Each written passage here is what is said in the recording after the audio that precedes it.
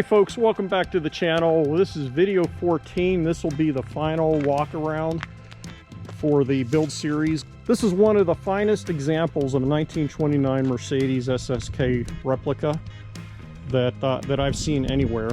And it features a Ford 2.3 liter motor up front, 4-cylinder.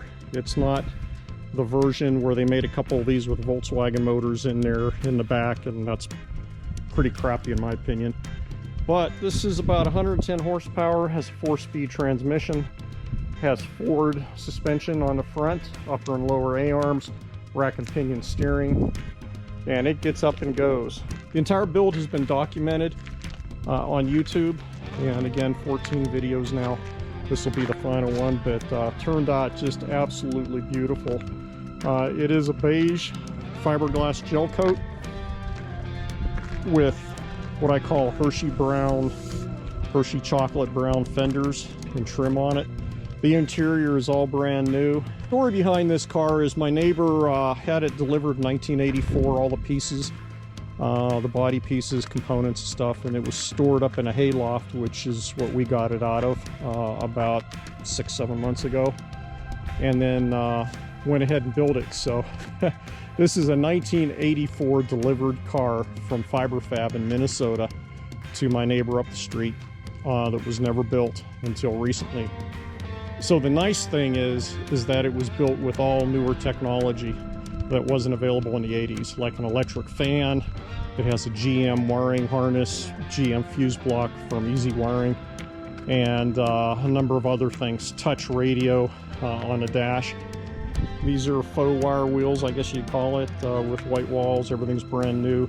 The engine's been totally gone through and rebuilt. All new alternator, starter, everything on it. New clutch, new pressure plate, new flywheel. Transmission's been gone through. Brand new drive shaft, new U-joints, complete front to back, brand new car. And just turned out absolutely fantastic. So starting from the front, it has trumpet horns on the front, which are just really nice. What they did with the trumpet horns, with the tone that comes out of them. And I sourced some badge emblems, or grill badges, on eBay. And it has Germany and then the 10 states of Germany, the flags. They look pretty cool. So that's on there. It has the running lights. And everything has been converted to LEDs, which again they didn't have back in the 80s. So LED tail lights and so on. The interior dash worked out really well. This is the steering wheel is a lockable steering wheel with a Mercedes emblem in the middle and the horn. All the gauges are laid out, and this is like 1-inch thick mahogany dashboard, mahogany steering wheel, which is super nice. And then I found a matching 4-speed walnut, I guess, shift knob to put on here, which turned out really nice.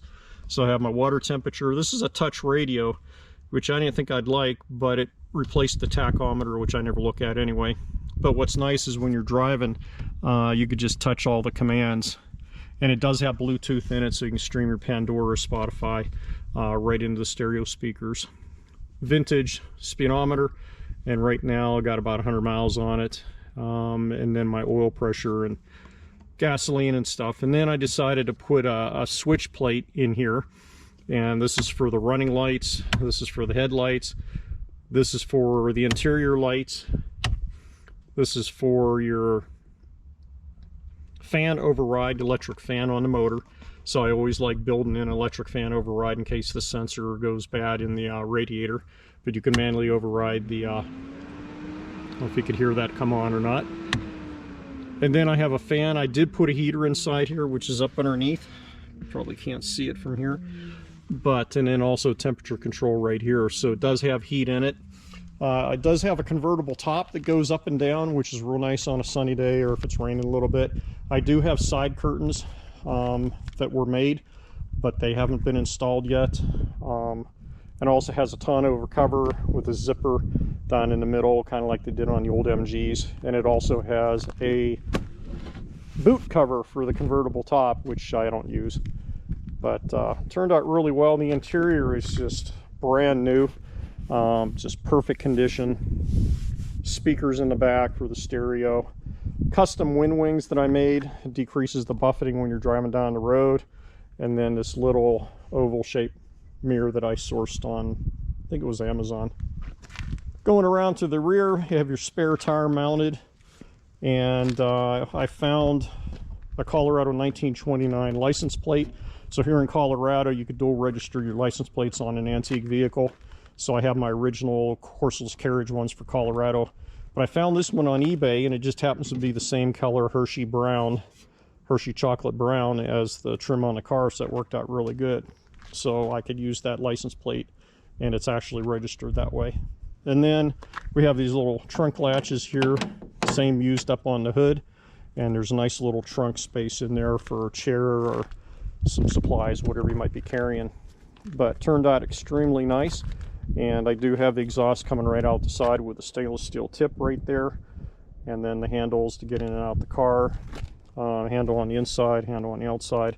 And then this is a grab bar that I sourced. This is off like a 1960-61 Volkswagen bus that's cast aluminum, which is nice and polished, and that worked out really good there for the passenger to have like kind of like a grab handle on it. So to get the engine compartment open, you undo these latches here. Simple like that, and then you undo the belt. Here's the hood open, and you see the engine's been totally detailed. Ford 2.3 liter 4-cylinder engine, the air cleaner, the coil, custom fabrication for the deflector, the shrouding to go around the radiator. It's brand new, all new hoses. Master cylinder cover right here to access the fluids. This is the box that I made, which is also documented in the videos, the build videos, and that covers your clutch cable and the brakes and all that. Then here's where your battery's located. Just undo the Velcro, you have easy access to the battery. Then I have the DuraSpark Ford ignition over there, along with a voltage regulator, starter relay, and then an overflow tank right there. But everything's been painted, clean, documented. Also, it has a stainless steel header. You see it down in there. That's also been header wrapped. So it goes into a thrush muffler, which gives it a real nice sound. And then here's your heating and cooling hoses coming from the radiator to go to the inside of the car. It turned out extremely nice. A lot of custom fabrication under the hood. And when I typically go to car shows, I'll prop the hood open and let people take a look at some of the handiwork underneath the hood. So once again, the car came out just beautiful. One great example. So let's go ahead and wrap it up for video number 14 of this car build. And it will be going up for sale soon, possibly over the holidays. I typically use eBay Motors, but if you have some interest in the car, leave a comment below. I read all the comments. If you have any other questions, just leave it down there. I read all the comments and respond to everything in a timely manner. But let's go ahead and wrap it up, and thanks for watching.